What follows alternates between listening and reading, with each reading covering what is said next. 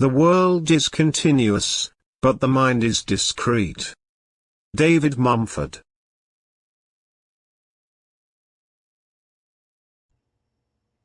Olá!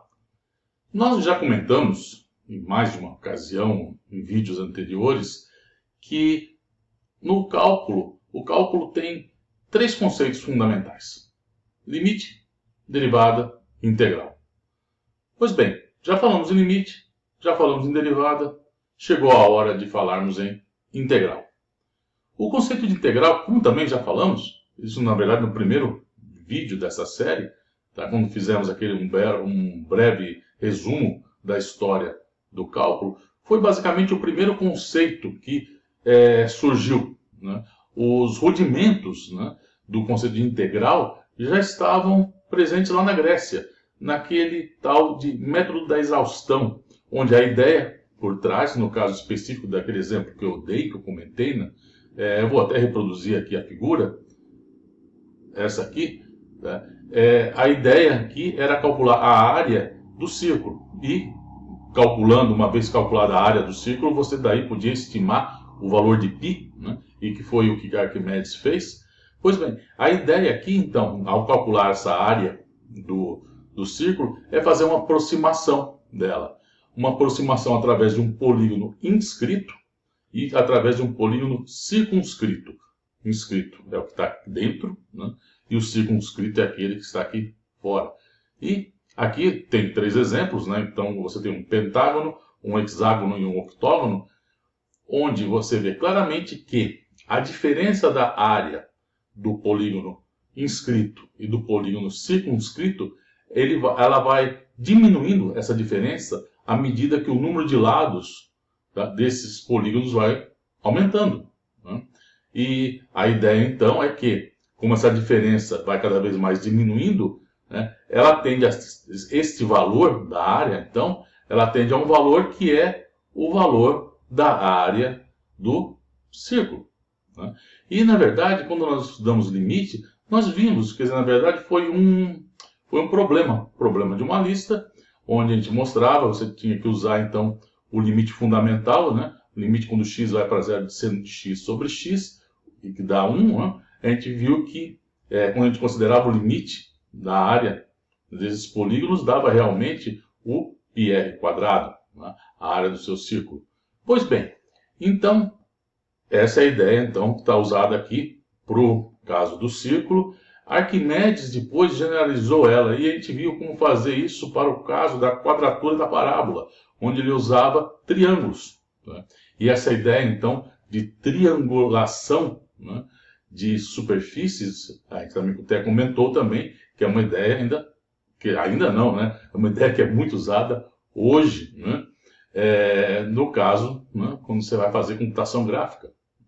Pois bem, nosso problema agora, né, é calcular áreas de figuras bem gerais, né?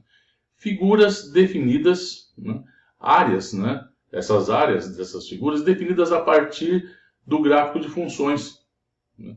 A gente viu então que o gráfico de uma função é uma certa curva, e a gente pode pegar, por exemplo, duas curvas diferentes, considerar a região entre elas, por exemplo, e querer calcular a área dessa região. Esse é um problema típico do cálculo integral, né? E como fazer isso a partir da ideia de calcular uma área é que nós vamos definir agora o que é uma integral, tá? Fazendo isso, nós vamos pegar uma função, ver a área definida por essa função e tentar então calcular esta área, tá? Nós usamos aqui, nesse caso, você está vendo daqui do círculo, nós usamos polígonos. No caso da quadratura da parábola, o Arquimedes tinha usado triângulos, tá? Aqui nós vamos tentar ver, no caso mais geral, qual que é a figura adequada, porque o importante é você tentar fazer aproximações através de objetos, de figuras que você saiba calcular a área. Essa é a ideia, né? Então vamos fazer isso. Vamos começar fazendo isso com um exemplo. Vamos lá. Aqui temos a função 3/2 da raiz quadrada de x. E queremos calcular a área delimitada pelo gráfico dessa função e o eixo x entre o ponto 0 e 16. Para sermos mais específicos, aqui. Queremos calcular esta área aqui. Bom, isso se você olhar aqui, eu estou olhando y como função de x, mas se a gente olhar x como função de y, isso é uma parábola. Né? X escrito como função de y, ou, para falar a verdade, metade dela. Então, eu posso pensar, claro, aí, no Arquimedes, tá? E falar, bom, essa área aí, né, essa aqui, é metade da área. Se eu considerasse aqui, continuasse essa curva, olhando x como função de y, seria metade, né, de uma área de uma parábola, e aí, como Arquimedes fez, eu vou usar triângulos. Não, tá bom. A princípio, ok. Mas eu quero aqui calcular um caso geral. Então, o meu problema é aqui, o gráfico de uma função e aqui minha reta, né, a reta y igual a zero, quer dizer, o eixo x. Tá? Então, quer dizer, aqui é o caso, estou por acaso usando a raiz quadrada de x, mas eu poderia usar qualquer outra função, né, e aí a ideia do triângulo não seria muito boa. Tá? Então, como eu falei, a questão do triângulo em si é irrelevante. O importante é você tentar aproximar essa área aí por áreas de figuras que você conhece, áreas que você sabe calcular. Né? Então, bom, como que eu vou fazer aqui? Tá? Bom, assim como eu sei a área de triângulo, é muito fácil a área, tem uma área tão fácil quanto que é a área do retângulo. Né? Do retângulo é uma das primeiras coisas, quando você vai para a escola, você aprende a calcular, né? Em geometria, pelo menos, que é a área de um retângulo. Pois bem, então eu posso pensar em fazer o quê? Tentar aproximar aquela área, essa área que eu estou querendo calcular aqui, essa aí, através da área de retângulos. Né? Pois bem, então eu vou escolher agora quantos retângulos, né, fazer aqui. Como que eu vou tentar aproximar isso? E veja, uma forma de fazer isso é assim. Tá? Então o que eu fiz? Aqui ele ia, né, no eixo x, os valores da variável independente está indo de 0 até 16. Né? Então eu dividi esse intervalo em 16 partes. Né? 0 a 1, 1 a 2, 2 a 3 e assim por diante. Né? Tá? Então tem 16 intervalozinhos aí, né? Intervalos unitários. E em cada um desses intervalos, bom, agora eu tenho que escolher, tá, a altura, né, do meu retângulo. E uma escolha possível, uma vez aqui definindo em cada um desses intervalos, o que eu fiz aqui? Eu peguei o maior valor assumido, né, ao longo, tá, dessa curva aqui, né, o maior valor assumido pela minha variável independente. Então, nesse intervalo, o maior valor é esse aqui. Por acaso aqui, né, é 1. Pois bem, aqui 1. Né. Nesse intervalo aqui, vejam, o maior valor assumido é esse aqui, que é 3/2. Eu esqueci quando eu falei 1, não, na verdade era 3/2. Né. Aqui é 3/2 de raiz de 2. Tá? Então, é esse valor aqui. E assim por diante. Tá? Então, o que eu estou fazendo aqui é essencialmente o papel de tomar, no caso do círculo, eu tinha considerado o polígono circunscrito, né? Tá? Aquele que estava por fora. O que eu estou fazendo aqui é uma coisa análoga a esta. Tá? Então, eu estou tentando aproximar então, minha figura aqui usando uma soma de retângulos e eu estou pegando aquele que seria o maior possível, né? Uma vez definido a partir ainda, né, claro, do valor da função. Tá? Então, está aqui o valor da função nesse intervalo, o maior valor é esse aqui, nessa extremidade, então assim por diante. Tá? Pois bem, então aí eu tenho uma aproximação, tá, da área da minha figura usando 16 retângulos. Eu posso melhorar isso, certo? Posso melhorar. E como significaria melhorar? Do mesmo jeito que no caso do meu polígono, aumentando o número eu aumento o número de lados, e eu tenho uma aproximação melhor, né, que eu tinha lá para a área lá do meu círculo, aqui, bom, aumentar aqui o número de retângulos significa aumentar esse número de intervalos. Tá? Se eu aumentar o número de intervalos, eu vou aumentar o número de triângulos, porque eu estou fazendo assim, né? A cada intervalozinho aí eu usei em cada um deles um retângulo. Então, veja, vamos melhorar isso fazendo o quê? No lugar de 16, eu vou considerar 32. Tá? Aí a divisão, enquanto a divisão antes era de 1 em 1, né? O tamanho de cada, o comprimento de cada intervalo era 1, agora o comprimento é meio. Tá? Então, eu estou usando agora 32, né? 32 intervalos.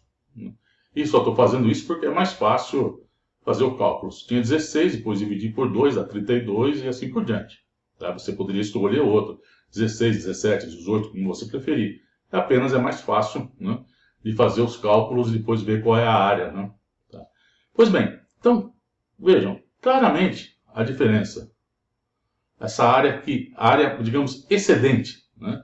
Tá? Essa aqui, essa, né? Em relação à área, né? A área excedente é a área que eu estou tendo, usando a aproximação, falar que a área da minha figura é a soma da área desses retângulos menos a área real da minha figura. Tá? Então, essa área excedente aqui, tá? Claramente, ela diminui, tá? Com o aumento do número de intervalos. Tá? E, claramente, ela diminuiu. Tá? E é claro que eu posso fazer o seguinte também. Eu posso pegar e agora dividir de novo isso. Então, no lugar de intervalos agora de comprimento meio, passar a considerar intervalos de comprimento 1/4. Né? Então, no lugar de 32, uma divisão com 32 intervalos, passar a considerar 64. Tá? E depois dividir de novo, dando uma de 128 intervalozinhos, né? E assim por diante. E aí o que você faz? Soma tudo. Você sabe calcular a área, a altura, área da base embaixo, pega, considera tudo e soma. Bom, eu fiz isso. Tá? E qual é o resultado? Aqui está. Partições são aqueles intervalozinhos, né? Ao de pegar meu intervalo que ia de 0 a 16 e dividir em 16 intervalos menores, isso se chama uma partição do meu intervalo, no caso do intervalo de 0 a 16. Pois bem, então, no meu primeiro caso, eu fiz uma partição em intervalos, né? Em 16 intervalos, cada um de comprimento igual a 1. Tá? Todos com o mesmo comprimento. E depois, então, eu fiz uma partição do meu intervalo em 32 subintervalos, cada um de comprimento meio. E depois, como eu falei, a gente pode continuar essa brincadeira com outros intervalos. Então, com 64, 128, 256 e assim por diante. Tá? E aqui, cada uma, então, como fica o comprimento de cada um desses intervalos nesse caso. Pois bem, no primeiro caso, isso é fácil de você fazer. Só basta você pegar uma calculadora aí e ir fazendo. A área, quer dizer, a altura de cada um daqueles retângulos era 3/2 do maior valor da função, né, no intervalozinho que você tinha. A largura de cada intervalo, calcula a área de cada um desses retângulos e soma tudo. Tá? E, bom, esse aí é o resultado que está aqui. Então, no primeiro caso, a área dava 66,704.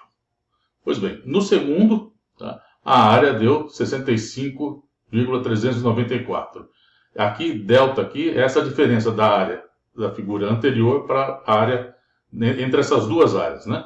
Então, valor negativo aqui, como você vê, a diferença, né? A área, o excedente, né? Aquela área excedente está diminuindo, né? Tá? Então, a diferença diminuiu, né? Menos 1,3 unidades de área, né? E depois aqui, então, continuamos com 64, dando 64,712. A diferença entre as áreas, então, entre esta e a anterior, menos 0,62, 68, né? Menos 0,68. E depois continuamos, 64,361 e assim vai. Note agora, o importante aqui é notar o seguinte. A diferença entre uma área e a sua anterior, que é essa última coluna aqui, note que a diferença está sempre diminuindo. A diferença era 1,3, 0,68, 0,35, 0,17. É como se estivesse praticamente caindo pela metade, né, cada uma das diferenças. E você vê aqui, ó, em 4.096, a diferença, veja quanto que já está. Né? Já a diferença entre as duas áreas, cada vez diminuindo mais. Ou seja, o excedente está cada vez diminuindo mais. Ou ainda, em outras palavras, a área da minha soma de retângulos, essa área está cada vez melhor aproximando a área que eu quero calcular. E veja, então, com minha última aproximação que eu fiz aqui, eu calculei com 4.096, a partição em 4.096 intervalos, cada um de comprimento 1 sobre 256, a área deu 64,012. Então, uma coisa eu posso dizer, eu tenho certeza de dizer, a área da minha figura é menor ou igual a isso. Maior que isso não pode ser. Né? Tá claro isso. Tá? Você tem um excedente, não pode ser maior. Então, a área que eu quero calcular, com certeza ela é menor ou igual a 64,012. Foi essa minha última aproximação. Bom, isso a gente fez com uma soma de retângulos, né, explorando a área, né, acima da figura, tomando o maior valor que a função assumia naquele intervalo que eu estava considerando. Vamos fazer agora o análogo do que era o polígono inscrito. Vamos pegar então nossa figura e fazer uma aproximação por retângulos por baixo, por dentro, tomando os menores valores possíveis. Vamos lá. Então aqui está a figura a gente quer calcular e aqui a aproximação que eu comentei. Tá? Então vejam, o que eu estou fazendo? Fiz uma divisão do meu intervalo de 0 a 16 em intervalos unitários. Então esta é a minha partição, intervalos unitários, e em cada um deles eu tomei o menor valor assumido pela função. Ora, no intervalo de 0 a 1, qual é o menor valor assumido por essa função? É 0. Então, aqui, a altura, né, do meu retângulo é 0, porque não tem nada. Tá? No intervalo de 1 até 2, o menor valor assumido pela função é aqui, é no 1. Na verdade, 3 meios vezes raiz de 1, 3 meios que é aqui. Tá? Então, aqui eu tenho esse retângulo. Mesma coisa aqui. Vejo o menor valor assumido pela função, que é esse, então aqui eu tenho o meu retângulo. E vou fazendo a mesma brincadeira com todos os meus intervalos.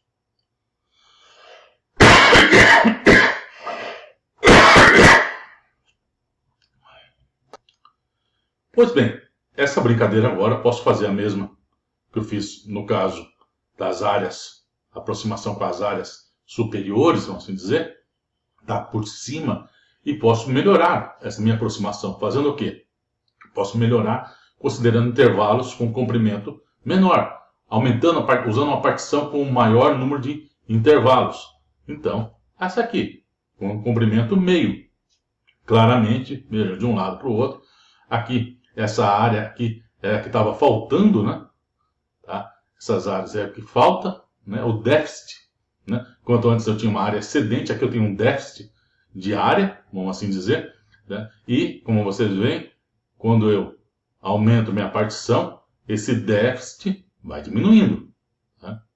Pois bem, assim como no caso anterior, também calculei aqui a área em cada um dessa soma de retângulos. Vamos ver o que dá. Então, aqui, no caso com 16 partições, né? Cada intervalo com um comprimento unitário, a soma das áreas dos meus retângulos inferiores, que eu vou chamar a área, então, como está a área inferior, dá 60,7. Com 32 intervalos meio, dá 62,3. Vejam que a diferença, tá, das duas, a minha área aqui é maior. E de fato tem que ser, porque a aproximação inferior, o déficit está diminuindo. Déficit diminuindo significa que a minha área está aumentando. Ela está chegando cada vez mais próxima da área que eu quero calcular. Né? Então vejam, a diferença deu 1,65, com 64, né? 0,18. Novamente, como no caso anterior, um comportamento muito parecido. Vejam que essa aproximação, a diferença, está caindo basicamente pela metade a cada vez que eu estou dobrando meu número de partições. Tá? 64, 128, 256, então 08, 04, 01, 96, 09, aqui está errado, faltando um zero aqui. Tá 0,097, faltou um zero, desculpem nossa falha, tá 0,048 e assim por diante. Tá? Então, vejam, nessa última aqui, com 4.096, a minha área aqui deu 63,988. Portanto, eu posso dizer com segurança que a área que eu estou querendo calcular é maior ou igual a isso. Tá? A maior ou igual a 63,988. Portanto, o que eu posso dizer? Pegando esses dois casos.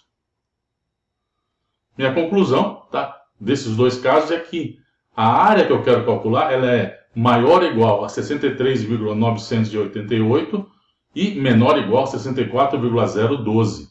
Tá?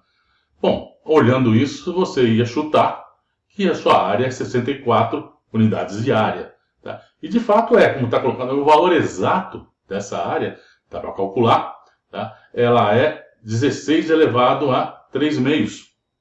Né? Raiz cúbica de 16 ao quadrado. Enfim, isso dá 64. Então, o valor exato que dá para calcular dessa área é 64. E veja que a aproximação que a gente já teve aqui é muito boa. Tá?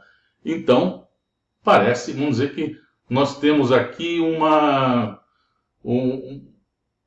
ideia que parece ser bem frutífera. Bem frutífera essa ideia. Tá? De pegar a figura que eu quero calcular, a área, tá? E aproximá-la superiormente e inferiormente por áreas de retângulos. Tá? Então, considerar uma soma de áreas inferior e uma soma superior, tá? E assim tentar cada vez mais começar a melhorar, tá, essa aproximação para, com isso, em um certo limite, tá, conseguimos encontrar qual é essa área. Tá? O que a gente precisa fazer é o quê? É buscar uma forma de generalizar isso que a gente fez com a função raiz quadrada de x, 3 meios da raiz quadrada de x, para uma função arbitrária. Tá? E a ideia vamos dizer, não é fazer a mesma coisa que a gente já fez. Vamos aqui olhar o que a gente tem. Ó. Como a gente vai fazer uma generalização disso? Então aqui eu tenho uma função, comportamento bem arbitrário. Tá? Aqui tem um intervalo entre A e B. Então o ponto A e o ponto B. Né? E aqui, bom, um caso simples, estou fazendo aqui uma partição do intervalo A até B. Tá? Uma partição em 4 intervalos. Tá? Então, 1, 2, 3, 4 intervalos. Não precisa ser o comprimento de cada intervalo o mesmo. No caso anterior, a gente usou o mesmo. Mas usamos o mesmo para facilitar o cálculo. Tá? Na hora de ter usado depois ali a calculadora para pegar e calcular, somar tudo aquilo, era mais fácil que eu usasse intervalozinhos iguais. Tá? Mas nada me proíbe, né, de usar qualquer outro intervalo. Poderia ter feito isso. Tá? Então, eu não preciso, eu vou tirar, pelo menos para a formulação geral do problema, tá? Para a formulação geral, eu vou considerar intervalos arbitrários. Tá? Então, aqui eu considerei então 4 intervalos. Para fazer isso, o que eu fiz? Eu escolhi, além dos 2 pontos das extremidades do meu intervalo, do ponto A e do ponto B, tá? Nesse caso eu escolhi mais 3 pontos, totalizando então 5. Né? Então, se eu tinha 4, né, intervalos, eu considerei então 4 mais 1, 5 pontos. Então, os 2 nas extremidades e mais 3 internos. E eu vou denotá-los, o primeiro por um T0 e o último aqui pelo T4. Né? Então, T0, T1, T2, T3, T4. Esse último, T4, o índice do 4, para tá. Eu comecei com 0, vamos assim colocar. Eu comecei com T0 aí, porque eu quero que o último, T4, esse índice 4 seja igual ao número de intervalos. Veja, então eu tenho 1, 2, 3, 4 intervalos. Tá? Então assim fica mais fácil de eu controlar as coisas. E o que eu vou fazer ainda? Bom, em cada um desses intervalos, eu vou olhar o quê? Eu vou olhar o valor da função nesses intervalos, tá? E ver qual é o menor e qual é o maior valor. Então, por exemplo, no intervalo de T0 a T1 até T1, tá? Esse valor aqui, mzinho 1, é o menor valor da função nesse intervalo. Esse mzão grande aqui, mzão 1, aqui, esse é o maior valor do intervalo. Então, assim, eu tenho meus 2 retângulos. Tá? Um retângulo que vou usar para fazer a minha soma inferior e o retângulo aqui que eu vou usar para para construir a minha soma superior. E da mesma forma nesses outros aqui, ó.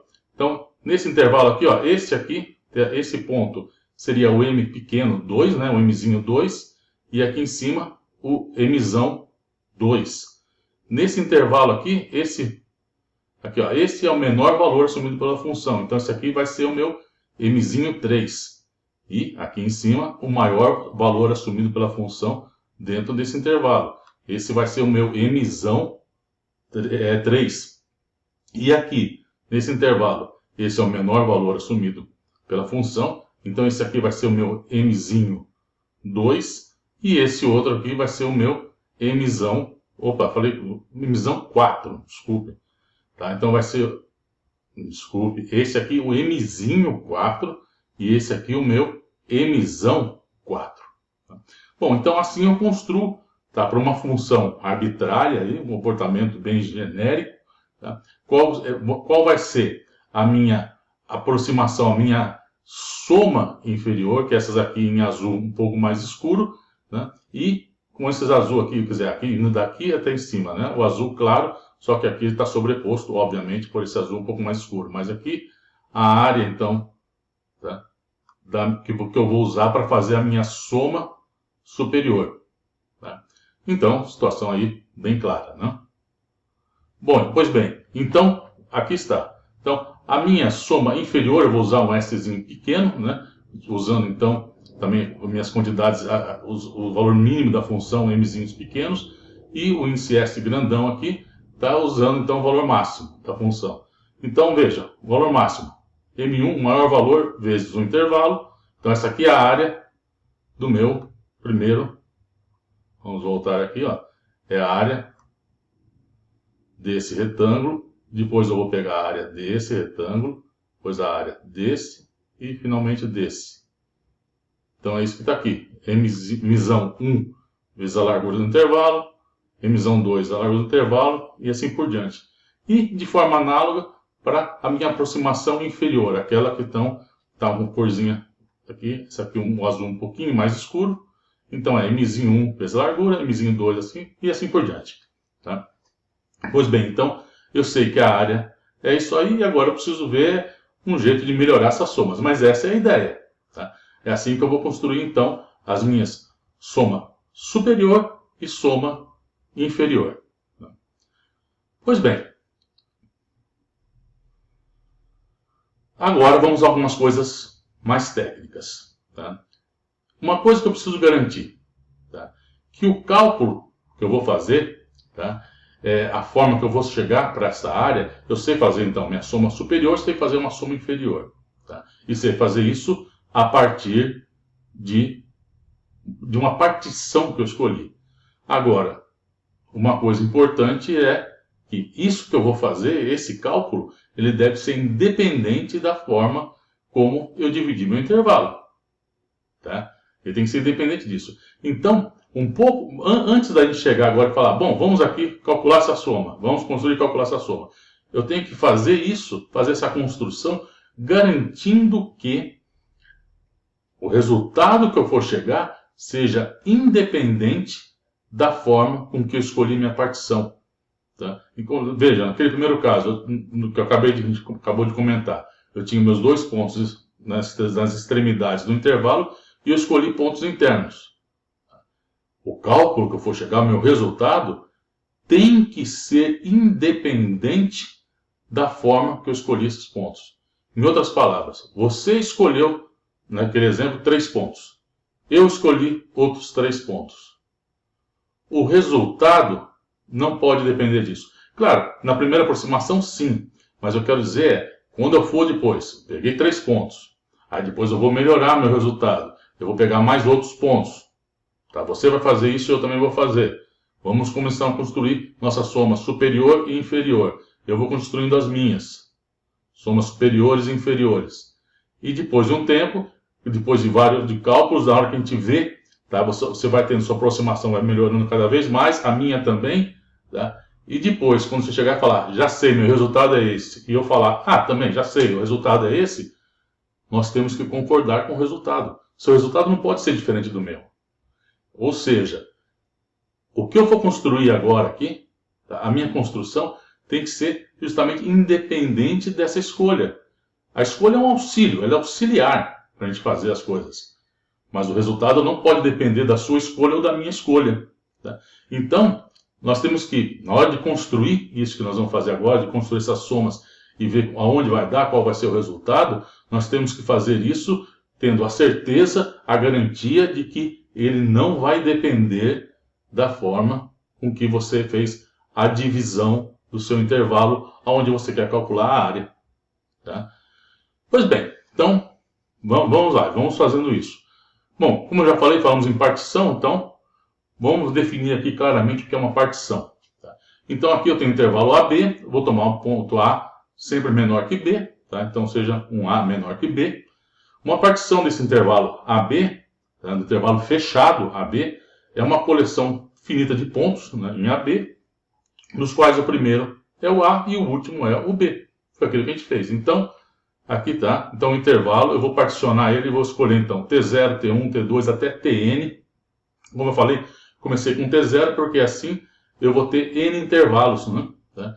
E aqui, então, o meu primeiro, o T0 vai ser o A, o Tn vai ser o B e todos vão estar ordenados, né?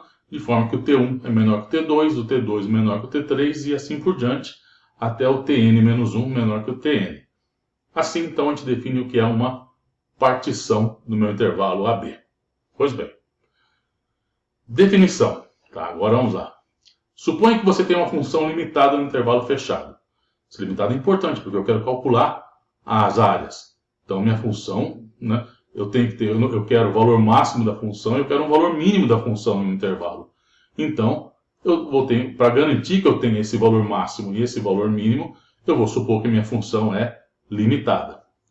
Então, suponha que a função f é limitada no intervalo AB e eu tenho P, né? P é uma partição de AB. Em cada um desses intervalos, então eu vou pegar por mzinho i, vai ser o menor valor que a função assume nesse intervalo. No intervalo aqui, entre ti menos 1 até ti.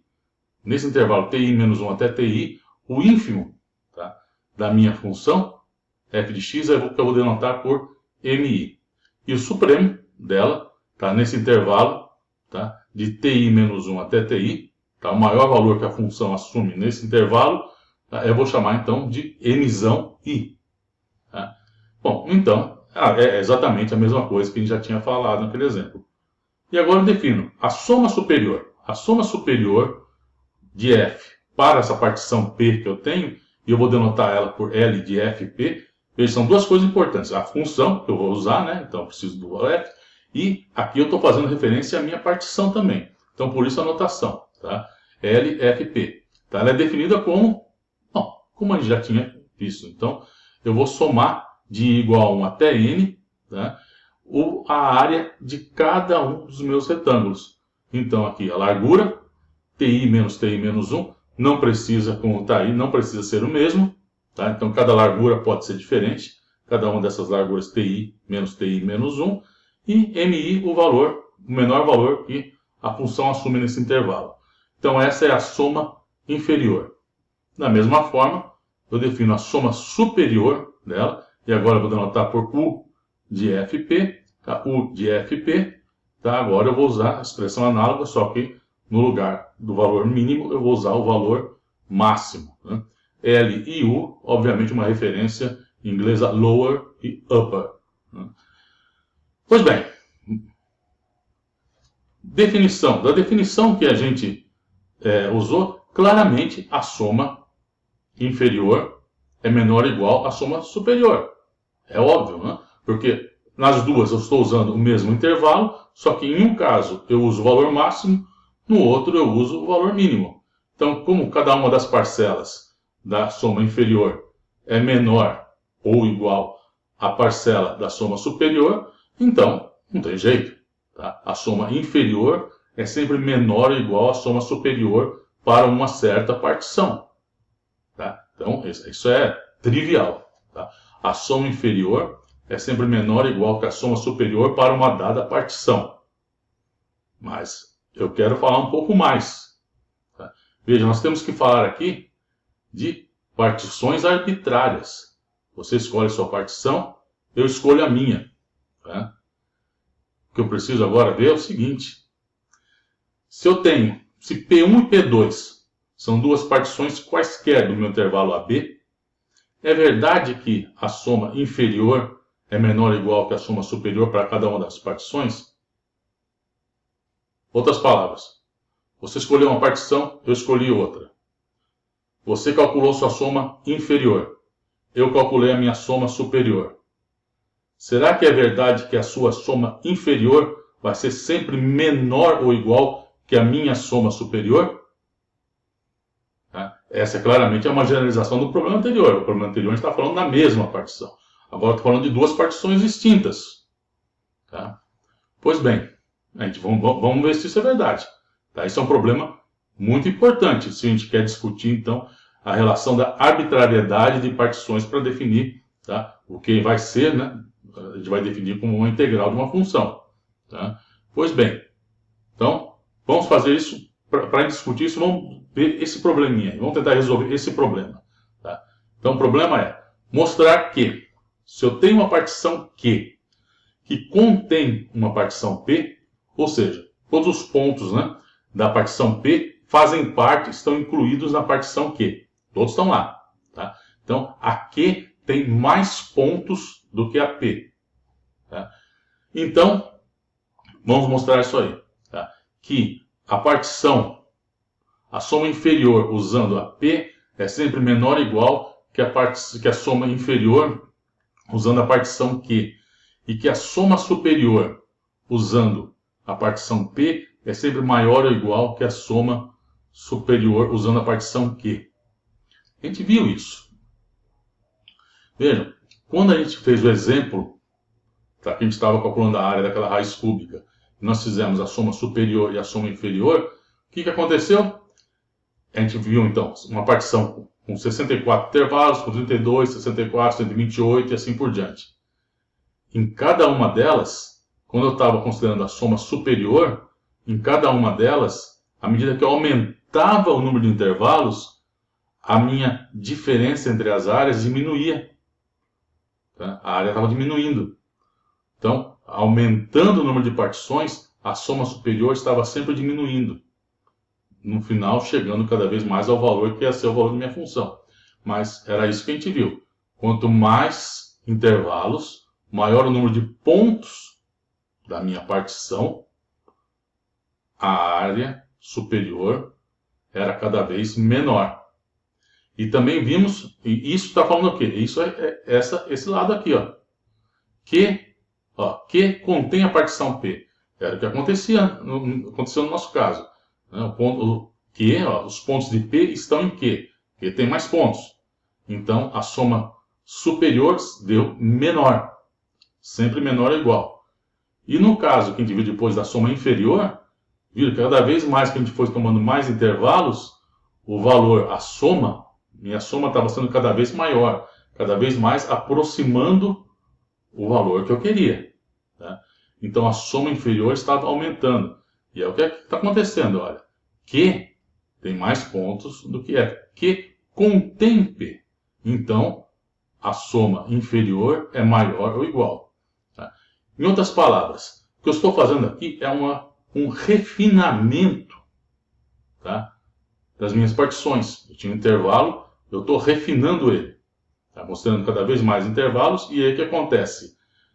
Quando a soma é inferior, ao fazer um refinamento, eu estou aumentando o valor da minha soma inferior. É isso aqui. E para a soma superior, cada vez que eu estou fazendo um refinamento da minha partição, a soma superior está cada vez diminuindo para chegar aonde eu quero. Tá? Então é isso que está aqui. Então, o resultado prático disso aí, a gente já viu no exemplo que a gente deu. Tá? Agora, o que a gente precisa fazer é provar isso para um caso geral. Bom, vamos fazer. Vamos começar considerando duas partições P e Q, onde Q tem um ponto a mais do que a P. Depois a gente generaliza isso. Então, vamos começar. P e Q, Q tem um ponto a mais do que P. E vamos supor, então, aqui, P é uma partição, então, com N intervalos, então T0, T1 até Tn, né?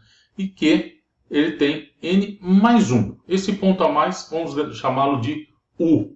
E vamos escolher, como é arbitrário, Vamos escolher esse U aí entre um TK menos 1 a um TK.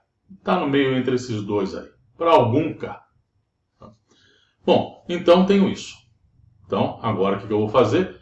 Vamos construir então soma superior e soma inferior para cada um desses intervalos. Tá? Então vamos lá, então, para isso, vamos botar essa definição, vamos definir então quem são, né, as minhas quantidades, aqui a minha notação para os valores mínimos, né, em cada um desses intervalos. Então, mzinho com índice I vai ser o ínfimo da minha função para todo intervalo, né, entre ti menos 1 até ti. Então, para qualquer um desses intervalos aqui que estão associados, então aqui, ó, tá, desses aqui de t0, t1 até tn, cada um desses intervalos associados com essa partição, tá, o valor mínimo da função, o ínfimo dela é mzinho i, seguindo a notação que a gente já estava fazendo. A diferença é que agora aqui eu tenho um intervalo, tá, para essa partição aqui, um intervalo entre tk-1 até u e de u até o meu tk. Tá? Então eu tenho esse intervalozinho aqui a mais, né? Tenho dois intervalos a mais, né? Quer dizer, na verdade um, mas a notação eu tenho que estabelecer uma notação aqui diferente para esses dois aqui, né? Tá? Então, no caso desse intervalo, o valor ínfimo eu vou chamar por m', e nesse outro aqui, do u até o tk, por um m, duas linhas. Tá?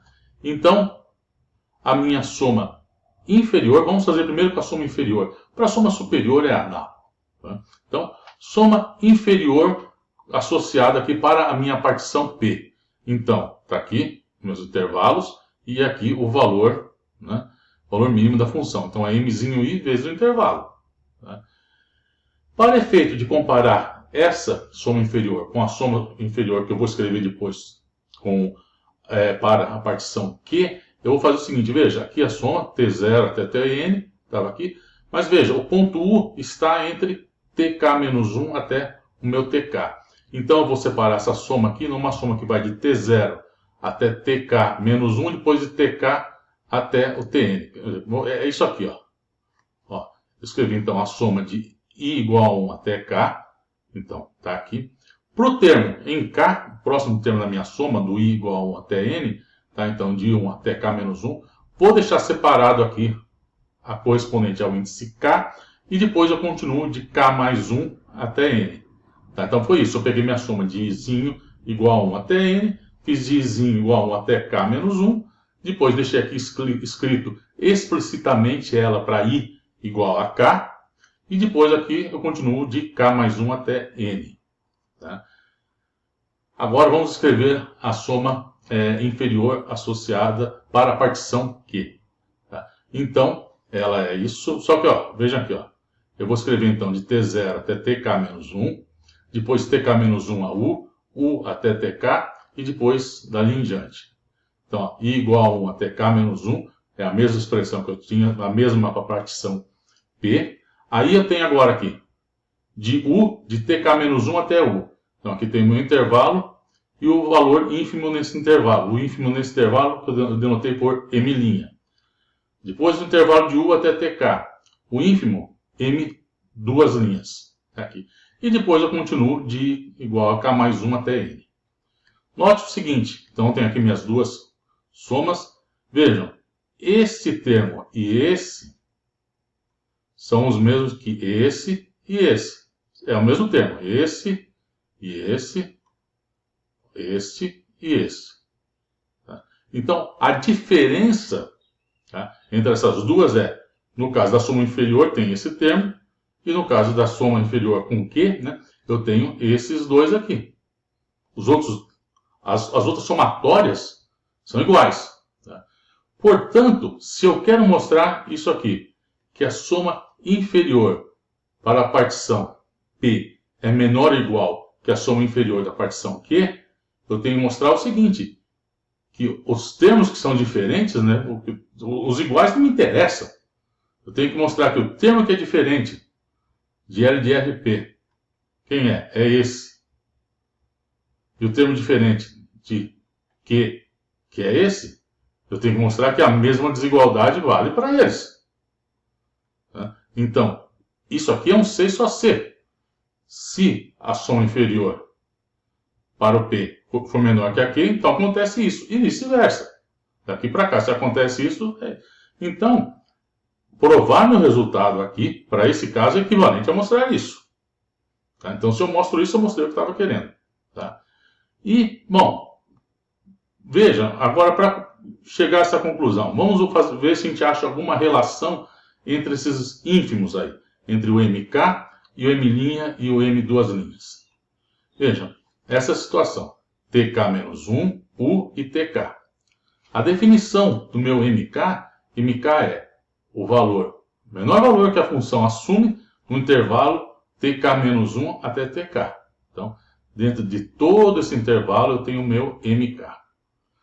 Por outro lado, M' é o menor valor entre TK-1 e U. E o M duas linhas é o menor valor entre U e TK. Ora, M' é o menor valor nesse intervalo. M duas linhas é o menor valor nesse intervalo. E o MK é o menor valor em todo esse intervalo. O que você conclui disso? Não tem como. Se o MK é o menor em todos esses intervalos, MK ele é menor ou igual ao M' ou menor ou igual ao M duas linhas. Não tem jeito. Tá? Se MK é o menor em todo intervalo, ele tem que ser menor ou igual em cada um desses intervalos aqui, porque ele é em todo intervalo.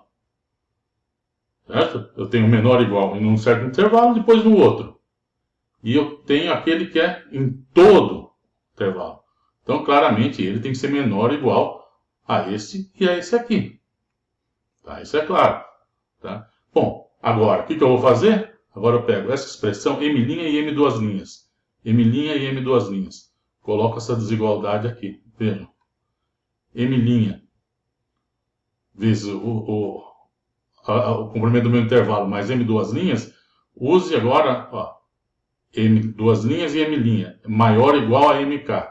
Então agora coloco aqui maior ou igual a MK e a MK. Usei em cada uma aqui. Agora vejam, MK é o mesmo nos dois lados. Deixo ele em evidência. E aí o que acontece? Fica U menos TK menos 1 mais TK menos U. U cancela com esse U. TK menos TK menos 1. Que é o que eu quero mostrar. Tá? Portanto, a soma inferior para a partição P é menor ou igual que a soma inferior para a partição Q. E, de forma completamente análoga, a gente mostra que a soma superior para a partição P é sempre maior ou igual à soma superior para a partição Q. A diferença entre um caso e o outro vai ser apenas naquela hora que a gente viu no intervalozinho que comparamos, né, os valores mínimos, os ínfimos, nos dois intervalozinhos e o ínfimo em todo a soma dos dois intervalos, né? A única diferença é quando a gente considerar agora o valor máximo, aquelas desigualdades, sempre que a gente tinha visto menor ou igual, vai virar um maior ou igual. E o resto é completamente análogo. Tá? Pois bem, agora então vamos fazer o caso geral. Vamos agora ver um ponto apenas. Vamos agora considerar que a diferença entre essas duas partições P e Q pode ser um número arbitrário de pontos. Tá? Então, o que eu vou fazer? Tá? Eu vou tentar usar esse resultado que eu acabei de mostrar. Tá? Então, eu vou fazer. Eu tenho minha partição P e Q. Tá? Não importa quantos pontos Q tem a mais do que P. Tá? Mas eu vou considerar, então, uma sequência de partições onde cada uma delas, levando P, entre P e Q, tem um ponto a mais. Então, eu vou considerar uma sequência, então, a partição P e Q. P eu vou chamar de P1, a gente construiu ela com P2, um P3, uma partição P4, P5, até um PM. Sendo que, em cada uma dessas partições, a PJ mais 1 tem um ponto a mais do que a PJ. Tá? Então, vamos fazer isso. Tá? Então, bom, agora o que acontece? Vamos usar o resultado que a gente acabou de ver. Tá? Então, nós falamos a partição P eu chamei de P1, e a gente viu, então, P1, P2 tem um ponto a mais do que P1. Tem os pontos de P1 e um ponto adicional. Ora, que a gente acabou de mostrar, aqui, ó. Tá? Então, a soma inferior com a partição P1 é menor ou igual a P2. Tá? Agora eu vou fazer o seguinte, então, fiz isso, vale para 1. Da mesma forma, P2 com P3. O resultado vale para P2 e P3. P3 tem um ponto a mais do que P2, é o mesmo resultado anterior. Bom, o que eu faço agora? Vou aplicando sucessivamente isso. Então, eu vou fazendo isso até chegar em PM, onde PM é que eu chamei de Q. Portanto, L, a soma inferior da partição P, é menor ou igual que a soma inferior da partição Q, né? Onde Q tem um número arbitrário de pontos a mais do que a partição P. E, da mesma forma, a soma superior da partição P, que nós chamamos de P1, P2 tem um ponto a mais do que P1, então vale o resultado que eu acabei de mostrar. Mesma forma, vale de P2 a P3. E, bom, assim por diante, vou continuando até chegar na Q. Né? Então, isso mostra, então, esse resultado agora, PQ, Q tem um número arbitrário de pontos a mais do que a partição P. Pois bem, esse resultado é o que a gente precisa para mostrar aquilo que começamos a discutir aqui, né? Que é, você escolhe uma partição, eu escolho uma outra. Você calcula a sua soma inferior, eu calculo a minha soma superior. Será que a sua soma inferior é sempre menor ou igual que a minha soma superior? Vamos ver. Teorema. Se P1 e P2 são partições quaisquer do intervalo AB, e F é uma função limitada, né, para construir a minha soma superior e inferior, então se eu tenho essa situação, sim, a sua soma inferior é sempre menor ou igual que a minha soma superior. Soma inferior de uma partição P1 sempre menor ou igual que a soma superior de uma partição P2. Não importa quem sejam P1 e P2. Como que a gente mostra isso? É muito simples. Vejam. Seja P, considera P uma partição que contém P1 e P2. Então, você tem sua partição, seus pontos, eu tenho a minha, e aí vamos construir uma nova partição. Uma partição P que contém os pontos da sua partição e os pontos da minha partição. Então, P é essa partição grandona. Tá? Pois bem, o que a gente acabou de ver? Tá? Que se você tem uma partição que está contida em outra, a soma inferior de uma dessas é menor ou igual que a soma inferior da outra. É a P e Q que a gente acabou de ver. Então, ó, P contém P1. Tá? Se P contém P1, a soma inferior dessa P1, escolhe qualquer uma das duas, tá? É sempre menor ou igual à soma inferior da partição P. É o que a gente acabou de ver. Né? Tá? E, da mesma forma, tá? Como P também contém a partição P2, a soma superior da partição P é sempre menor ou igual que da partição P2. P2 está contida na P. Então vale isso aí. Ora, por outro lado, nós também sabemos que para uma mesma partição, a soma inferior é menor ou igual que a soma superior. Esse é o primeiro resultado que a gente viu. Soma inferior de uma partição é sempre menor ou igual que a soma superior dessa partição. Pois bem, agora é só uma questão de juntar as desigualdades. Soma inferior da P1 é menor ou igual que a soma inferior da P. Soma inferior da P é menor ou igual que a soma superior da P. E a soma superior da P é menor ou igual que a soma superior da P2. É isso aqui, ó. Essa desigualdade é esta é essa e esta aqui é essa. Ou seja, soma inferior da P1 é menor ou igual que a soma superior da P2. A sua soma inferior é menor ou igual que a minha soma superior e a minha soma inferior é menor ou igual que a sua soma superior. É isso. Esse teorema tem consequências importantes. Uma primeira que a gente acabamos de escrever, está escrito aí, é que qualquer soma superior é uma cota superior para o conjunto das somas inferiores. E, de forma completamente análoga, qualquer soma inferior é uma cota inferior para o conjunto das somas superiores. Pois bem, Vamos agora então pegar dentre as minhas das somas inferiores o supremo desse conjunto. O supremo é a menor cota superior. Portanto, o supremo do conjunto das minhas somas inferiores é sempre menor ou igual que a soma superior de qualquer partição, tá? De qualquer uma delas, tá? Porque o supremo é a menor cota superior. E esses u's, qualquer u, é uma cota superior para o conjunto das minhas somas inferiores. De forma completamente análoga, tá? O ínfimo das minhas somas superiores, tá? O ínfimo deles é sempre maior ou igual que qualquer cota inferior. A cota inferior para o conjunto das somas superiores, qualquer cota é uma soma inferior. Tá? Então, e a maior delas, que é o meu ínfimo desse conjunto aí, das somas superiores, né, o ínfimo tem que ser então maior ou igual que qualquer soma inferior. Tá? Pois bem, e então, nesse caso, o que tem que acontecer? O ínfimo, né, das somas superiores é sempre maior ou igual que o supremo das somas inferiores. Tá?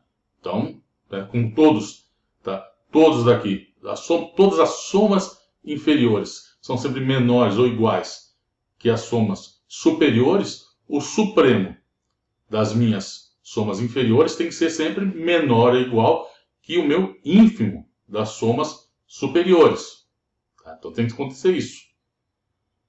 Pois bem, menor ou igual, eu não sei dizer, não dá para dizer dessa discussão se é igual ou não.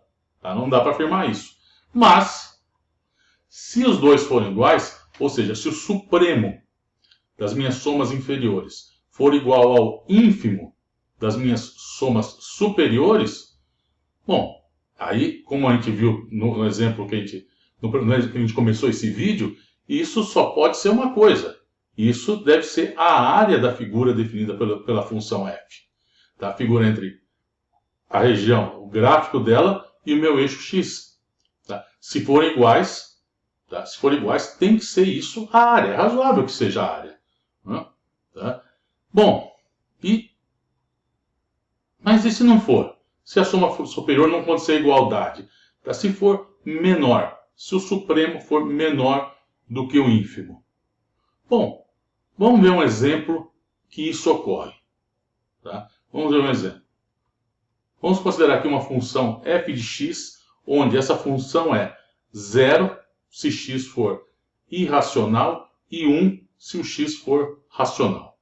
Ou ao contrário, tanto faz. Tá? Mas então, 0 se for irracional, 1 se for racional. E tome uma partição arbitrária. Vamos construir a soma inferior e a soma superior. Tá? Então, quem é o valor mínimo?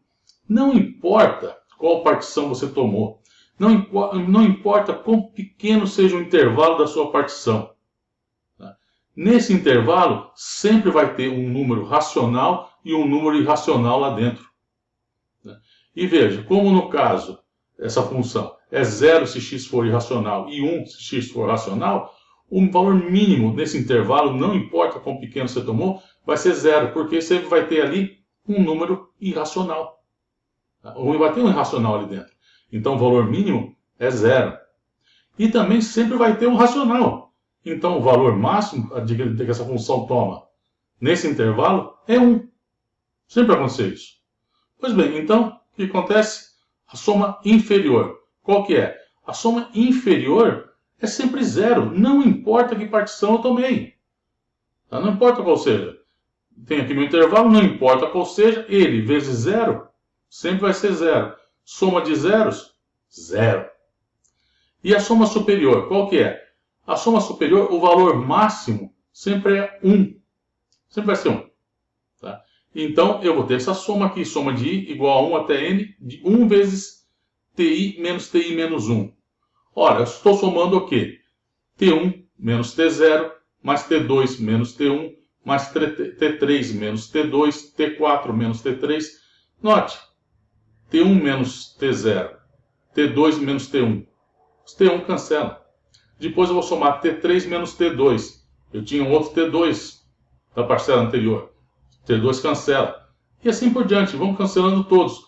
Só sobra o primeiro, o T0 e o último, que é Tn. T0 é A, Tn é B. Então essa soma aqui dá B menos A para qualquer partição. Então, não importa qual seja. Então, para qualquer partição, a soma inferior é 0. Para qualquer partição, a soma superior é B menos A para essa função. Então, o supremo das somas inferiores é 0. O ínfimo das somas superiores, B menos A. Então, eles são diferentes. Tá? Veja, então é esse caso aqui. Agora, tente imaginar essa função. 0 quando x for racional e 1 quando x for racional. É até difícil você pensar em fazer o gráfico de caber você desenhar isso. Né? Essa função, não importa qual noção você possa ter de área, certamente você vai dizer que essa função não tem uma área definida. Qual é a área dessa função? Como eu defino uma área para isso? Não importa o que você possa pensar, eu não acredito que você vai poder falar assim, essa função tem uma área. Não. Então, veja, é razoável. Quando você não tem a igualdade do supremo das somas inferiores e o ínfimo das somas superiores, se você não tem uma igualdade entre essas duas, é porque a sua função tem um comportamento tal que não parece intuitivo, vamos assim dizer, associar uma área com ela. Tá? Não é intuitivo a gente falar que essa função dá para definir uma área entre o gráfico dessa função e o eixo x.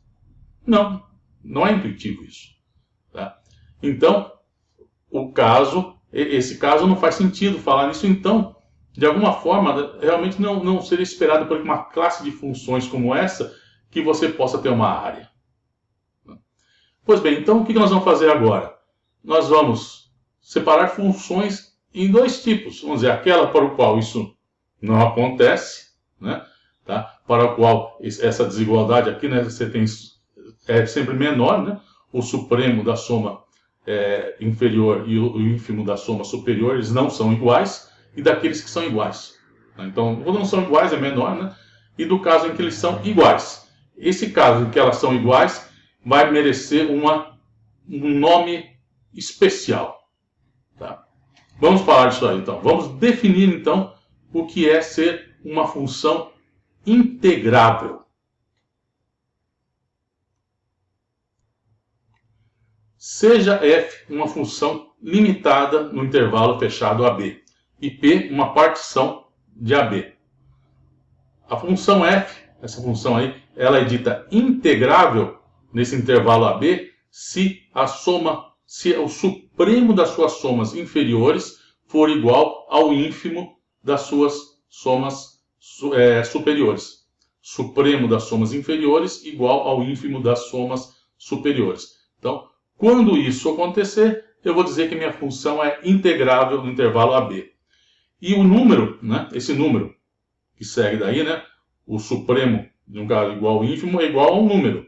Esse número aí é chamado a integral de f no intervalo AB. E a gente denota por isso aqui. Tá? Essa minhoquinha aí, né, tá? Na verdade é um S que foi...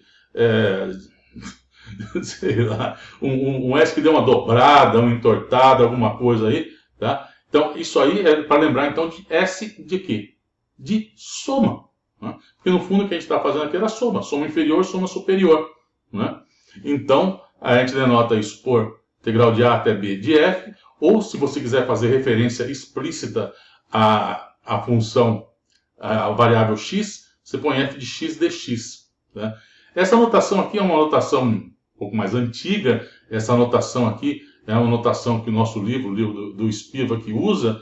E, bom, notação, você tem que estar acostumado com qualquer uma. Porque, às vezes, uma notação revela um certo aspecto ou enaltece, vamos assim dizer, melhor um aspecto do problema, da situação, do que outra. Né? Então, nesse caso específico aqui, tá? Essa aqui é razoável porque ela está falando apenas da função, a propriedade da função mesmo, né? E aqui você está usando a variável dependente. Você pode achar, bom, para que isso, né? Na verdade, essa notação aqui é a notação mais tradicional e a notação de Leibniz tem suas vantagens, tá? Tem suas vantagens também, tá? Como eu falei, as duas, dependendo da situação, uma é boa, a outra pode ser melhor numa outra situação. Essa aqui, como a gente vai ver bem mais para frente, quando você está usando para a gente fazer técnicas de integração, uma coisa chamada substituição, né? Essa notação é bem útil. Enfim, como eu falei, a gente tem que estar meio tem que saber usar as duas notações indistintamente, porque às vezes uma pode ser melhor do que a outra, dependendo do problema. Tá? Bom, o que acontece disso aqui, uma consequência é que essa tal integral, na minha função f entre a e b, ela tem que ser sempre maior ou igual que qualquer soma inferior e menor ou igual que qualquer soma superior para todas as partições que eu tiver. Qualquer partição que eu escolher no meu intervalo AB, tá? A minha integral é maior ou igual que a soma superior dessa partição que eu escolhi e menor ou igual que a soma superior dela. Tá? Isso pela própria definição do que é o supremo, né? Então, será igual, tem que acontecer isso aí. Tá?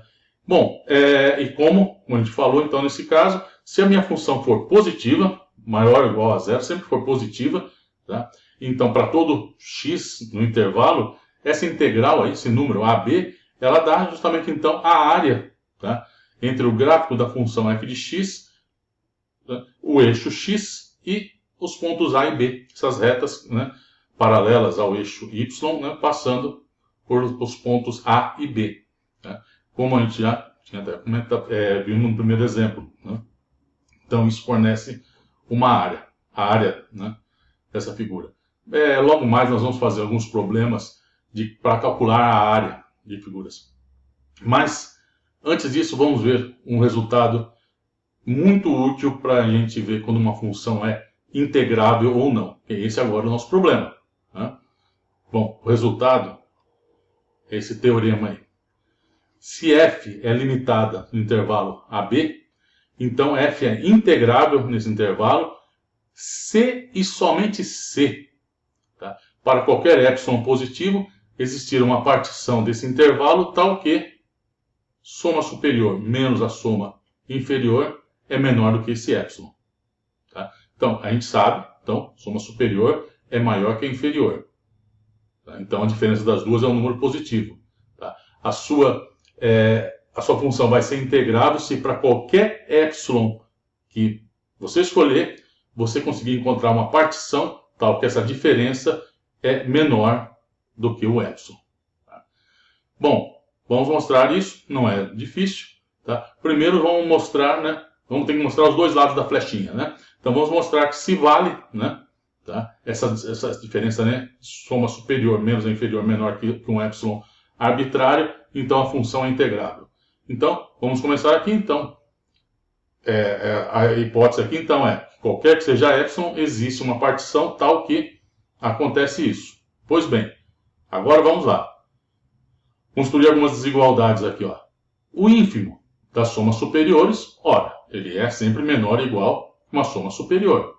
Assim como o supremo de uma soma inferior é maior ou igual que a soma inferior de uma partição.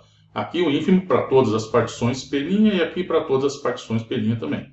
Tá? E aqui na minha partição P em particular. Tá? Então isso aqui é simplesmente definição do ínfimo e do supremo. Tá? Bom, pois bem, então agora vamos colocar essas desigualdades aqui. Ó. Ínfimo menos o supremo. Ó, daqui ínfimo é menor ou igual, né, o ínfimo do que o U. E aqui o supremo, vejam, aqui eu tenho menos um supremo. Então, se eu botar um menos aqui, a desigualdade aqui, ela troca de lado, fica menor ou igual a menos L. Então, o ínfimo das somas superiores menos o supremo das somas inferiores. Agora eu uso, então, menor ou igual. Isso é menor que isso. E aqui, menos, trocou o sentido daqui, virou menor ou igual a menos L. Menos L. E agora, opa, aqui, isso é menor que epsilon. Então, o que eu estou mostrando? O que a gente viu aí? Que o ínfimo, né, um número, esse aqui, menos esse, é menor que epsilon para qualquer epsilon. Então não tem jeito. Isso só pode acontecer para qualquer epsilon se isso aqui for zero. Para qualquer epsilon só pode acontecer se isso for zero. Então se for zero, eles são iguais, então minha função é integrável. Vamos agora para o outro sentido. Aqui, ó, portanto, os dois têm que ser iguais. No outro sentido, supondo então que o ínfimo é igual ao supremo. O ínfimo das somas superiores é igual ao supremo das somas inferiores. Pois bem, se isso acontece, o que eu tenho? Vai existir duas partições, P' e P'. Tá? Mas uma partição P' tal que o valor dela é maior do que o ínfimo das somas superiores e das somas inferiores é menor que o supremo das somas inferiores. Novamente, definição do ínfimo e do supremo. Tá? E agora, então, o que acontece? Nós já sabemos de um outro resultado, tá, daquele primeiro teorema lá, que não importa quais sejam as partições, a soma inferior de uma partição é menor que a soma superior de uma outra partição, que é isso aqui. Tá? Ora, então, nesse caso, o que acontece? Tá? Isso implica, então, que, aqui passando isso, significa se ele é menor, que U menos L é maior do que zero. Ou seja, ele é menor que um certo epsilon positivo. Tá? Isso aqui, ó, U menos o L é maior que zero, é um número positivo, portanto, ele é menor que um epsilon positivo. É isso aqui. Tá? Só que, tome P com a partição que contém P' e P'. Ora, para esse caso também eu sei, um outro teorema que a gente já viu, que esse P, como ele contém P' e P', ele é um refinamento dessas partições. Então, veja, a partição de P, a soma superior é menor ou igual que a soma superior do P' e a soma inferior, tá, é maior ou igual que a soma superior. Resultado que a gente acabou de ver. Bom, agora é só pegar esses resultados aqui e colocar nessa expressão. Então, ó, eu quero fazer o quê? Ó? U de Fp menos L de Fp. Aqui esse é menor ou igual que o U. E aqui, como tem o sinal negativo, eu vou ter que trocar o sentido, que não vai ser, ó, menos L ia ser menor ou igual que menos L de Fp'. Por isso esse menos L de Fp' aqui. E agora eu uso o resultado lá de cima, tá? Que ele é menor que um epsilon, então U de Fp menos L de Fp menor que um epsilon, que é o que a gente estava querendo mostrar. Então, tá? Conclusão.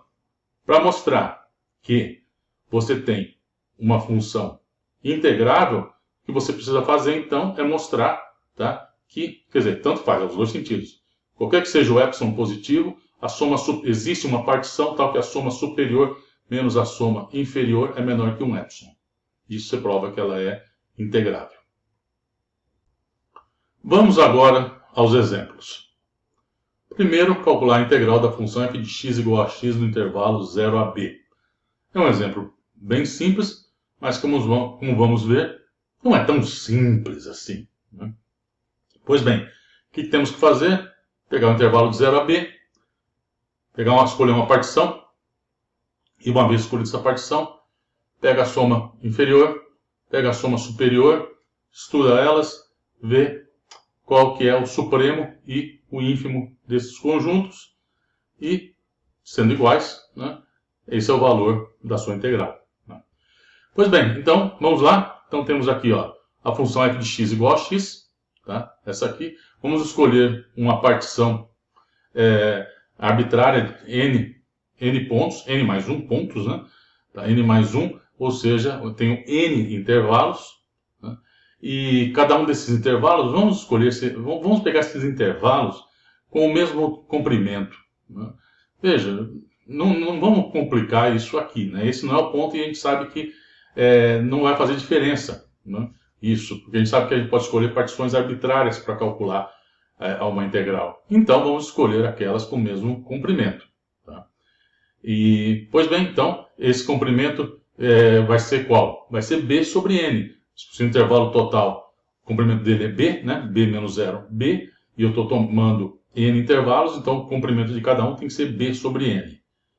O valor máximo e o mínimo que a função toma em cada um desses intervalos também é fácil de ver.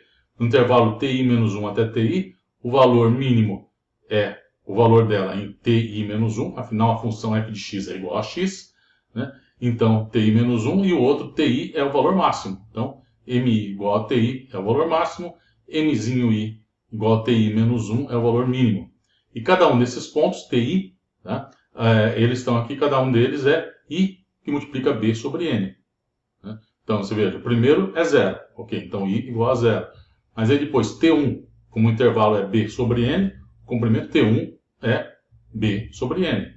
Está localizado em b sobre n. T2, b sobre n mais b sobre n. 2b sobre n. E assim por diante. Tá? Bom, com isso agora vamos construir a soma inferior e a soma superior. Soma inferior, somatório então de i igual a 1 até n, do valor mínimo da função, que a gente acabou de ver que é ti menos 1, vezes o intervalo. Cada um dos intervalos está aqui. Vamos agora colocar esses valores que a gente já sabia. Tá? Então, ti é esse aqui e o intervalo é esse. Então, colocando isso agora aqui, ti menos 1 é i menos 1. Então, é i menos 1b sobre n vezes o intervalo b sobre n. Bom, b sobre n, a soma é em i. Então, isso aqui eles não somam. Então, eu coloco isso em evidência de todas as somas. Então, fica aqui na frente b2 sobre n2. Tá? E aqui eu tenho a minha soma de i igual a 1 até n de i menos 1. Bom, isso aqui, vejam, eu posso escrever isso, em vez de começar em i menos 1, vamos trocar isso aqui, o índice de soma, por j. Tá? Então, vou trocar i menos 1 por j, então fica a soma de j igual a 0 até n menos 1, mas como j igual a 0 é somar 0, né? Então a soma, na verdade, começa em j igual a 1, porque j igual a 0 é 0. Tá? Então, somando 0, isso não me interessa. Então, a soma mesmo que eu tenho que fazer é a soma de j igual a 1 até n menos 1 de j. E essa é uma soma bem conhecida, né? Eu tenho aqui uma PA, então eu tenho 1 mais 2 mais 3 até k, a soma de j igual a 1 até k, desse j, tudo é bem conhecido que isso é k mais 1 sobre 2.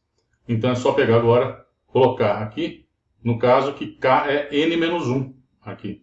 Então, a minha soma inferior, aqui, ela é n menos 1, aqui, n menos 1 mais 1 é n, então está n aqui, sobre 2 aqui, e b2 sobre n2, que é o que estava aqui. Tá? 1n cancela com esse, fica n menos 1 sobre n, b2 sobre esse 2. Tá? Então esse é o valor da minha soma inferior, tá? Para a minha partição aqui, Pn. Já para a partição superior, tá? A diferença é que no lugar do ti menos 1 vai o ti. Mas o resto é tudo igual, então aqui é ib sobre n. Então isso é b quadrado sobre n quadrado, soma de i igual a 1 até n do meu i. Uso novamente aqui a fórmula para a minha PA, então dá isso, n mais 1 sobre 2 agora, né? Porque agora simplesmente o n faz o papel do k, não é n menos 1 igual a k como no anterior. Então é a mesma fórmula com k igual a n, b2 sobre n2, 1n cancela, n mais 1 sobre n, b2 sobre 2. Tá? Pois bem, então vejam, o que eu tenho? A diferença da soma superior e da soma inferior, olha, eu calculando as duas aqui, dá 2 sobre n, na hora que você fizer conta simples, cancela o que tem que cancelar, 2 sobre n, b quadrado sobre 2. Como a gente vê, tá? Isso aí é... O que eu tenho que mostrar para a função ser integrável? A função é integrável se, para qualquer epsilon positivo, eu consigo encontrar uma partição tal que a soma superior menos a soma inferior é menor que um epsilon. Então, qualquer epsilon positivo, eu consigo encontrar uma partição tal que soma superior menos a soma inferior para essa partição é menor que o epsilon. Ora, facílimo. Agora eu tenho aqui, qualquer epsilon que você queira, você encontra uma partição Pn, né, de modo que isso aqui, 2n sobre b quadrado sobre 2, é menor que um epsilon. Sempre vai ter um n, né, sempre vai existir um n tal que essa quantidade 2n b2 sobre 2 é menor que o epsilon. Sempre vai existir um n, significa que sempre vai existir uma partição. Então, aquele teorema que a gente acabou de mostrar, tá? A gente usa ele, e isso garante que a minha função é integrável.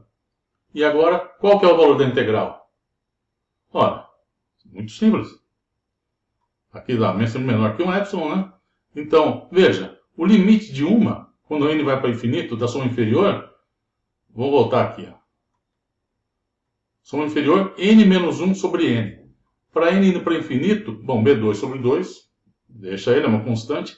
N menos 1 sobre n para n indo para infinito é 1. Então é b2 sobre 2. E a mesma coisa aqui, ó. N mais 1 sobre n, soma superior dá 1, b2 sobre 2. Então, tanto a soma superior como a soma inferior, para n indo para infinito, veja que ele tem b2 sobre 2. b2 sobre 2, na verdade, na hora que você olha aqui, né, a soma superior e inferior, é o único cara que está no meio dos dois para qualquer n. Né? Então, não tem conversa. A integral de 0 até b da função f igual a x é b2 sobre 2. Vamos mais um exemplo. Vamos ver mais um exemplo. Vamos considerar uma função f de x que é igual àquela tal que ela é 1 para todos os pontos no intervalo de 0 a 2, exceto no ponto x igual a 1, quando ela vale 0. É isso que está aqui. Então a função vale 0 para x igual a 1 e 1 em todos os demais pontos. Qual que é a integral dessa função no intervalo de 0 a 2? Se é que existe. Bom, para vermos isso, é aquilo. Vamos pegar o intervalo de 0 a 2, vamos dividir, vamos pegar uma partição desse intervalo, tá? E dada essa partição, vamos calcular soma inferior, soma superior, e vamos ver se ela satisfaz o critério de integrabilidade. Né? E nesse caso, se satisfaz, vamos encontrar então qual que é o valor da integral. Então, vamos começar aqui. Então, temos uma partição Pn. Eu peguei então, o intervalo de 0 a 2, dividi em n intervalozinhos. Tá? Cada um desses intervalos, então, portanto, tem comprimento 2 sobre n. E um desses intervalos, ele vai incluir o ponto 1. Algum desses intervalozinhos aí vai incluir o ponto 1. Não sei qual que é. Vamos denotá-lo por tj menos 1, intervalo de tj menos 1 até o tj. Então, um desses, que eu vou então indexá-lo aí, então chamando por tj menos 1 até tj, esse é o que inclui o 1. Tá? Pois bem, em todos esses intervalos, qual que é o valor máximo da função? Veja, o valor máximo em todos é 1. É o valor, a função tem um valor constante em todos, exceto naquele que inclui o ponto 1, o x igual a 1. Exceto nesse. Em todos os outros, como ele é constante, né? Quer dizer, não só o máximo como o mínimo, são inclusive o mesmo, porque é constante. Tá? Mas a única diferença, então, está no intervalo contendo 1. No intervalo contendo 1, veja, qual é o valor máximo da função? O valor máximo da função é 1. Porque não importa quão pequeno seja esse intervalo, em torno do 1, vai ter um ponto ali dentro que não é o ponto 1. E se não é o ponto 1, o valor da função nesse ponto é 1. Tá? Então, nesse intervalo, o valor máximo é 1. E o valor mínimo, qual que é? O valor mínimo é 0, porque como o intervalo contém 1, no ponto 1 ela vale 0. 0 é menor que 1. Tá? Então, nesse ponto, o valor mínimo, nesse intervalo, o valor mínimo da função é 0. Então, em todos os demais intervalos, todos os outros que não contêm 1, o valor máximo é 1 e o valor mínimo também é 1. E no intervalo que contém 1, o valor máximo é 1 e o valor mínimo é 0. Bom, isso que eu vou escrever isso. Ó. Então, o valor máximo é 1 para todos os intervalos e o valor mínimo é 1 para todos os intervalos, todos os i's, menos o j. Né? No intervalo j menos 1 até tj, o valor mínimo é 0.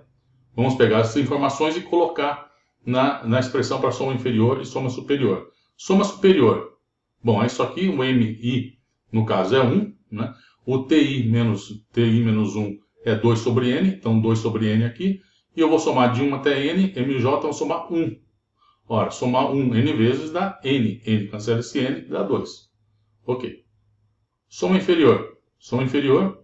Então, soma inferior, eu vou separar, que eu tenho um diferente, que é o mj, né? O i igual a j, que é diferente. Então, eu vou pegar minha soma de i igual a 1 até n, vou escrever de i igual a 1 até j menos 1, aí eu deixo o termo com i igual a j, e depois eu pego de j mais 1 até n. Então, vamos separar isso, porque agora, então, vamos colocar os respectivos valores. Então, daqui até aqui, ó, o mi é 1, o intervalo é 2 sobre n, então eu estou somando 1 de i igual a 1 até j menos 1. Aqui o valor mínimo é 0, então já tem 0 aqui. E aqui i de j mais 1 até n, de 1, e aqui 2 sobre n, está aqui, então a soma de j mais 1 até n.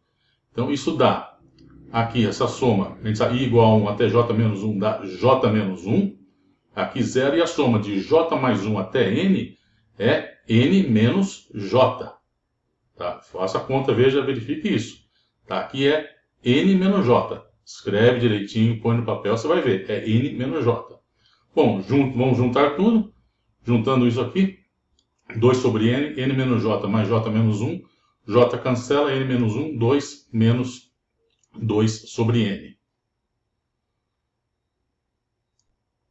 Com isso, a soma superior menos a soma inferior é 2. Soma inferior, 2 menos n. A diferença dos dois, cancela 2, fica 2 sobre n. Ou seja, para qualquer epsilon que eu quiser, qualquer epsilon positivo, eu consigo encontrar uma partição Pn tal que soma superior menos a soma inferior dessa partição é menor que o meu epsilon.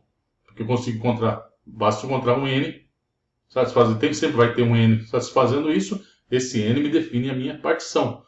Ora, então a minha função é integrável. Né? Função integrável. E qual é o valor da integral? Ora, a soma inferior e a soma superior estão sempre... o 2, né, ele é maior ou igual que todas as somas inferiores e menor ou igual a todas as superiores. Então não tem jeito. A integral aqui, o valor da integral da função de 0 a 2 é 2.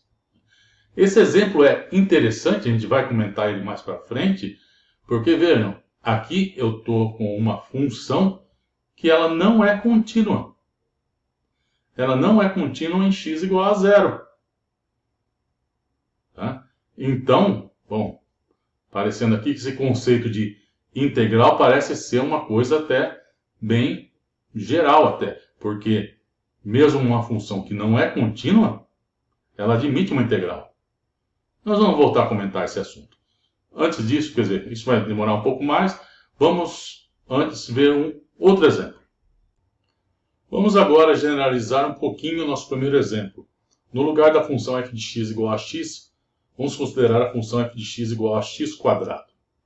Como a gente vai ver, vai dar um pouquinho mais de trabalho, né? Mas, bom, dá para resolver.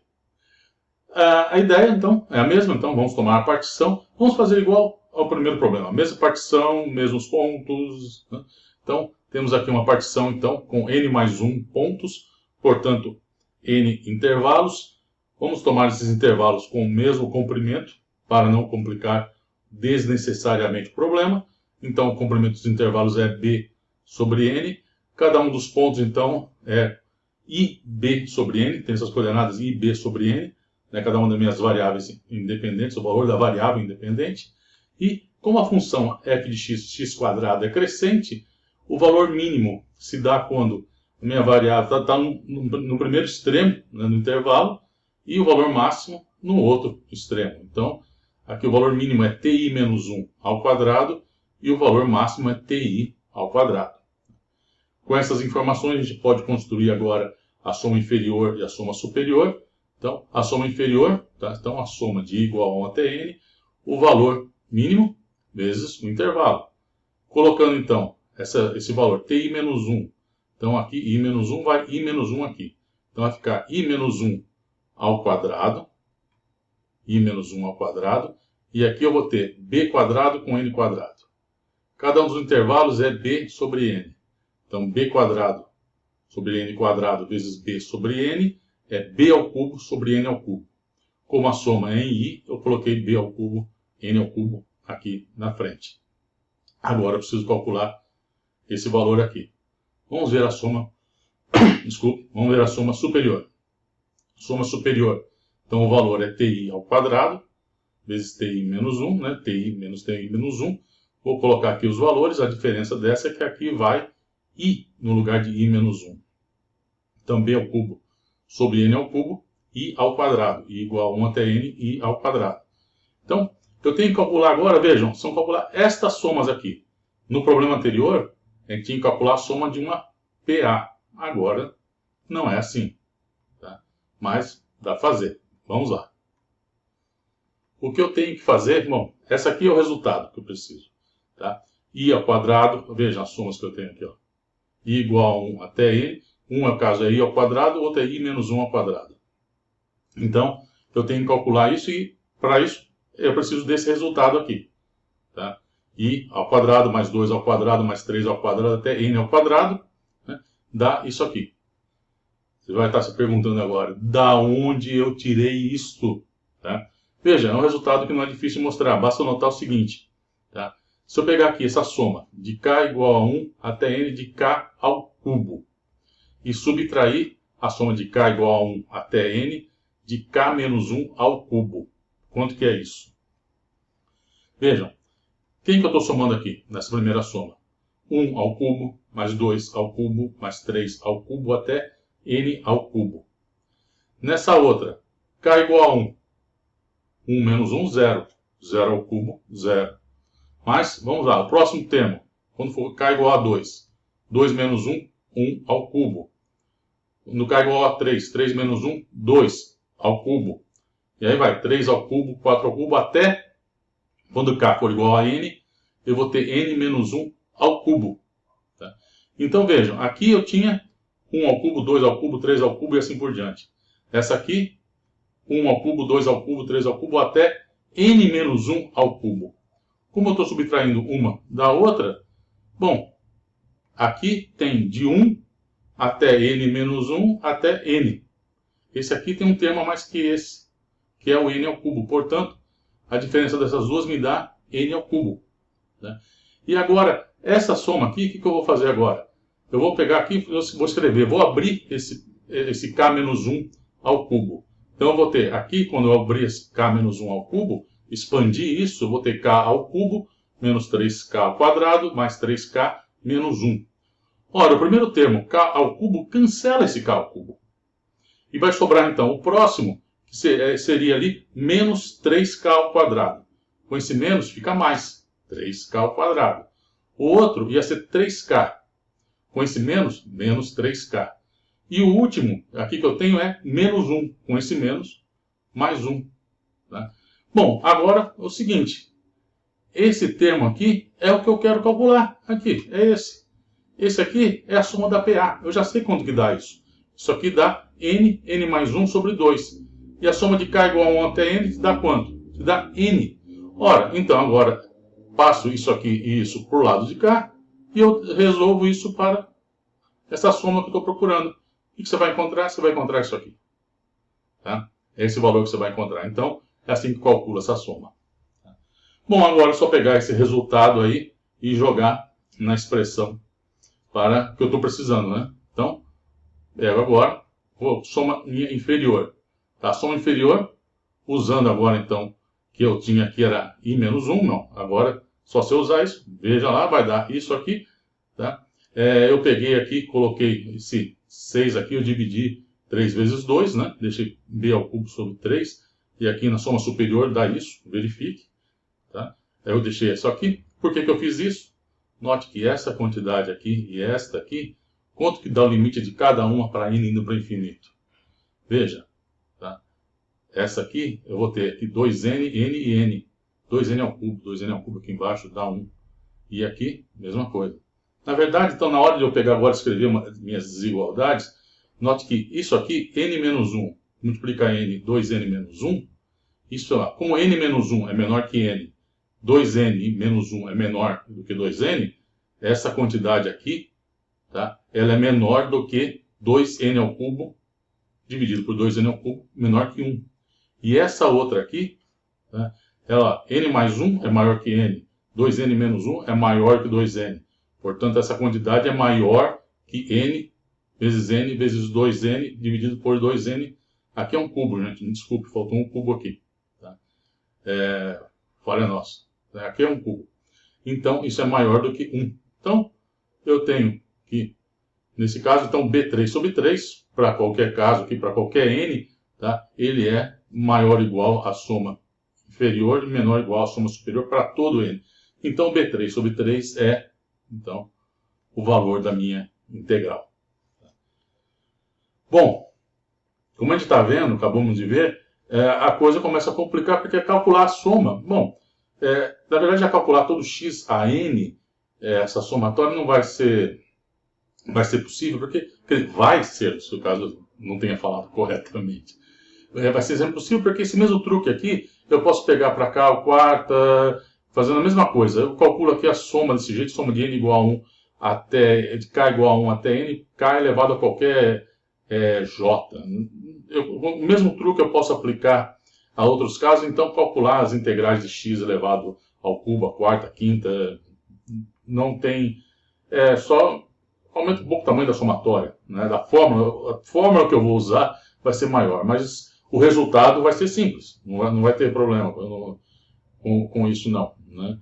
Vai ser incrivelmente simples, mas eu preciso que certamente esse não vai ser a forma que a gente vai usar para calcular a integral.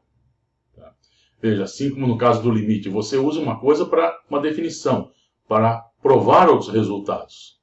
Né? Mas para calcular não é exatamente assim que a gente faz. De qualquer forma, o que nós vamos fazer agora? Bom, primeiro nós vamos parar esse vídeo, que já está grande. Tá? E no próximo, nós vamos usar essa definição que a gente deu de integral para fazer a mesma ideia que a gente fez com limite, com derivada, quer dizer, provar outros resultados. Tá? Provar consequências da definição. Aí essas sim são que a gente vai usar na prática. Tá? Mas como eu falei, isso é um assunto que vai ficar para o próximo vídeo. Até lá!